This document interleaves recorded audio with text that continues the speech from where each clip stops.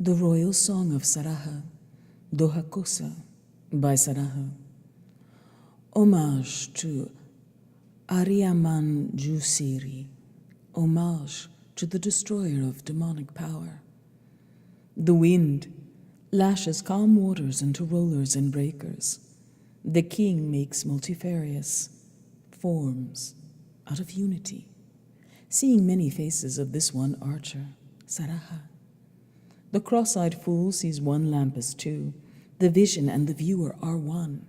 You broken, brittle mind. Many lamps are lit in the house, but the blind are still in darkness. Sahaja is all-pervasive, but the fool cannot see what is under his nose. Just as many rivers are one in the ocean, all half-truths are swallowed by the one truth. The effulgence of the sun illuminates all dark corners. Clouds draw water from the ocean to fall as rain on the earth, and there is neither increase nor decrease. Just so, reality remains unaltered like the pure sky.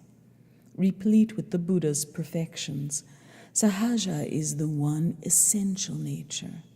Beings are born into it and pass into it, yet there is neither existence nor non-existence in it. Forsaking bliss, the fool roams abroad, hoping for mundane pleasure. Your mouth is full of honey now. Swallow it while you may.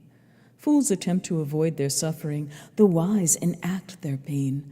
Drink the cup of sky nectar, while others hunger for outward appearances. Flies eat filth, spurning the fragrance of sandalwood. Man, lost to nirvana, furthers his own confusion, thirsting for the coarse and vulgar. The rainwater filling an ox's hoofprint evaporates when the sun shines. The imperfections of a perfect mind are all dissolved in perfection. Salt, seawater, absorbs by clouds, turns sweet. The venom of passionate reaction in a strong and selfless mind becomes elixir. The unutterable is free of pain. Non-meditation gives true pleasure. Though we fear the dragon's roar, rain falls from the clouds to ripen the harvest. The nature of beginning and end is here and now, and the first does not exist without the last. The rational fool, conceptualizing the inconceivable, separates emptiness from compassion. The bee knows from birth that flowers are the source of honey. How can the fool know that samsara and nirvana are one? Facing himself in a mirror, the fool sees an alien form. The mind, with truth forgotten, serves untruth's outward sham. Flowers' fragrance is intangible, yet its reality pervades the air. Just as mandala circles are informed by a formless presence. Still water stung by an icy wind freezes hard in starched and jagged shapes. In an emotional mind agitated by critical concepts, the unformed becomes hard and intractable. Mind immaculate by nature is untouched by samsara and nirvana's mud. But just like a jewel lost in a swamp, though it retains its luster, it does not shine. As mental sloth increases, pure awareness diminishes. As mental sloth increases, suffering also grows. Shoots sprout from the seed and leaves from the branches, separating unity from the multiplicity in the mind. The light grows dim, and we wander in the lower realms. Who is more deserving of pity than he who walks into fire with his eyes wide open? Obsessed with the joys of sexual embrace, the fool believes he knows ultimate truth. He is like someone who stands at his door and flirting talks about sex. The wind stirs in the house of emptiness, exciting delusions of emotional pleasure. Fallen from celestial space, stung, the tormented yogin faints away. Like a Brahmin taking rice and butter, offering sacrifice to the flame, he who visualizes material things as celestial ambrosia deludes himself that a dream is ultimate reality. Enlightening the house of Brahma in the fontanelle, stroking the uvala in wanton delight, confused believing binding pleasure to be spiritual release. The vain fools call himself a yogin, teaching that virtue is irrelevant to intrinsic awareness. He mistakes the lock for the key. Ignorant of the true nature of the gem, the fool calls green glass emerald. His mind takes brass for gold.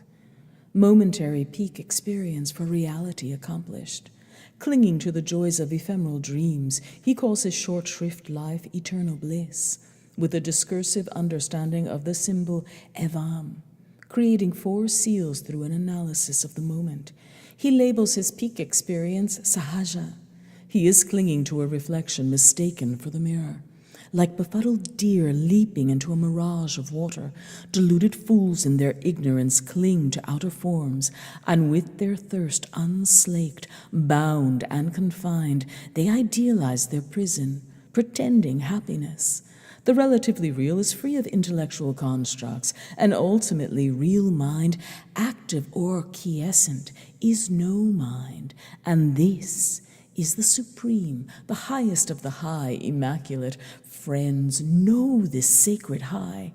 In mind absorbed in samdhi, that is concept-free. Passion is immaculately pure, like a lotus rooted in the slime of a lake bottom.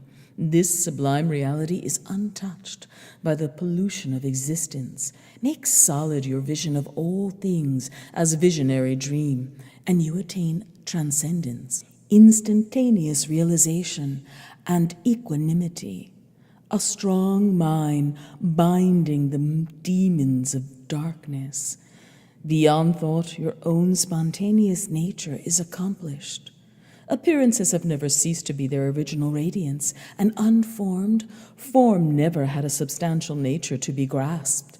It is a continuum of unique meditation in an inactive, stainless, meditative mind that is no mind.